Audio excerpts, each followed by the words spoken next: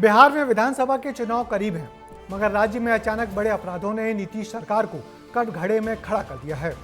RJD के शासनकाल को जंगल राज कहकर सत्ता में आई जेडीयू और बीजेपी के गठबंधन की सरकार को बढ़ते अपराधों पर जवाब देना बहुत कठिन हो रहा है। नीतीश कुमार के शासन को अपराध राज कहा जाने लगा है। बिहार में बढ़ते अपराध क्या आने वाले चुनाव में बड़ा मुद्दा होगा और कौन कौन से ऐसे मुद्दे हैं जो बिहार चुनाव पर आने वाले दिनों में असर डालेंगे, जानिए इस रिपोर्ट में। बिहार में चुनाव है और उससे पहले गूंज गोलियों की सुनाई दे रही है। माहौल डर का है। इस वीडियो को आप बस कुछ देर ध्यान से देखिएगा। एक लड़की स्कूल बैग लेकर निकलती है। कुछ बदमाशों को भागते देखा तो उल्टे पैर लौटने लगी, सहमी और हिजाब हटाने लगी। ये वो लड़की है जिसने अपनी आंखों के सामने 5 शूटरों को फरार होते देखा है। वो 5 शूटर जिन्होंने दिन दहाड़े पटना के बड़े अस्पताल पारस में घुसकर दनादन गोलियां दागी। जिसको मारा गया वो एक गैंगस्टर था, लेकिन इससे अपराध छोटा नहीं होता। सवाल सिस्टम पर उठता है, क्योंकि बिहार में जुलाई के महीने में सावन की हरियाली से ज्यादा अपराध की फुलवारी खिल रही है, जिसमें हर तरफ खून का रंग बिखर रहा है। 17 जुलाई को गैंगस्टर चंदन मिश्रा का मर्डर हुआ। इससे पहले 13 जुलाई को वकील जितेंद्र मेहता का मर्डर हुआ। 12 जुलाई को व्यापारी विक्रम झा की हत्या कर दी गई। 11 जुलाई को बालू व्यापारी रमाकांत यादव की हत्या हुई।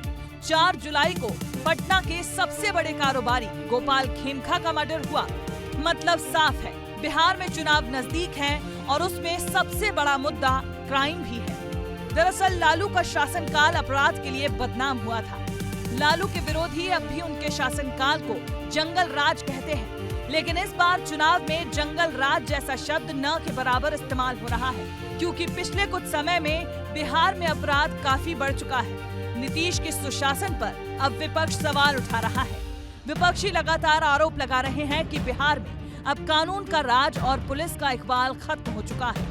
अपराधी विजय हो चुके हैं और सम्राट हो चुके हैं। मैं गवर्नर साहब से मांग करूंगा कि अब राष्ट्रपति शासन लगा दे। सरकार संकल्पित है। बिहार के मुख्यमंत्री जी कह चुके हैं कि पाताल से भी ढूंढ के अपराधी को ठोकेंगे, अपराधी को पकड़ के लाएंगे, जो भाषा समझेगा वो भाषा समझाएंगे। सरकार का इकबाल खत्म हो गया है। नीतीश कुमार मुख्यमंत्री के तौर पर काम नहीं कर रहे हैं। उनकी ये स्थिति और भयावह होने वाली है। महा जंगल राज है ये। अभी हम और ये बैठे हुए हैं, हम इनको मार देंगे, ये हमको मार देंगे, ये क्राइम है, तो आपसे विवाद है। जंगल राज बिहार में सबसे बड़ा राजनीतिक मुद्दा भी है, लेकिन पिछले कुछ समय में आप अपराध की तेजी देखें। अभी जुलाई पूरा बीता नहीं है कि 60 से ज्यादा हत्याएं दर्ज की जा चुकी हैं। 17 दिनों में 50 मर्डर हुए हैं। 6 महीने के अंदर 1379 मर्डर दर्ज किए गए हैं, यानी हर महीने 229 मर्डर हुए। सोचने वाली बात है कि अचानक इतना क्राइम बढ़ा कैसे। इस बीच बिहार के एडीजी एसटीएफ कुंदन कृष्ण का एक अजीबोगरीब तर्क भी सामने आया है। मई जून में ज्यादा मर्डर होते आई है वर्षों से। अप्रैल मई जून जब तक बरसात नहीं होती है ये सिलसिला जारी रहता है, क्योंकि ज्यादातर किसान को कोई काम नहीं रहता है। इस वर्ष चुनाव भी है तो राजनीतिक दलों के द्वारा भी इस पर ज्यादा नजरिया दिया गया है, तो उसको लेके भी हम लोग चिंतित थे कि हाँ, नवयुवक ज्यादा पैसा के लिए सुपारी किलिंग शुरू कर दिए। डीजीपी के इस बयान के बाद बिहार के लोग कह रहे हैं, क्या उन्हें सावन के महीने में अपनी जान बचाने के लिए कहीं और चले जाना चाहिए? आखिर ये तर्क है कैसा? इस बयान पर सवाल उठ रहे हैं। क्या कानून व्यवस्था बनाए रखने की जिम्मेदारी पुलिस की नहीं है? क्या किसान और युवाओं को अपराध का कारण बताकर जिम्मेदारी से इस तरह बचा जा सकता है? जनता के मन में सवाल उठ रहे हैं। जब प्रशासन की तरफ से ऐसे बयान आएंगे तो क्या अपराधियों को खुली छूट नहीं मिलेगी? फिलहाल बिहार में कानून व्यवस्था को लेकर बहस और चिंता दोनों बरकरार है। ब्यूरो रिपोर्ट, विस्तार न्यूज। तो पॉलिटिकल राउंड अप में आज हमारे साथ स्टूडियो में है वरिष्ठ पत्रकार दिनेश गुप्ता, जिनसे इस खबर पर विस्तार से बात करेंगे। दिनेश जी, बिहार में आजकल क्या हो रहा है? दिन दहाड़े शूट आउट और उस पर बड़े बड़े जिम्मेदार अफसरों नेताओं के ऐसे अजीब से बयान कि युवाओं के पास काम नहीं है, इसलिए वो खोखे खाली करते हुए घूम रहे हैं। ये बड़े अजीब से बयान होते हैं। जब आप अपनी कोई नाकामी होती है तो उस पर पर्दा कैसे डालें। आपको लॉ एंड ऑर्डर एक ऐसा विषय होता है कि इसमें आप किसी भी राज्य में चले जाइए, बिहार में जब बहुत ज़्यादा कानून व्यवस्था की स्थिति खराब होती है या कहें कि हादसे जब निकलती है, तो अपने बचाव में जब आपके पास कोई तर्क नहीं होता तो आप दूसरों पर डालते हैं।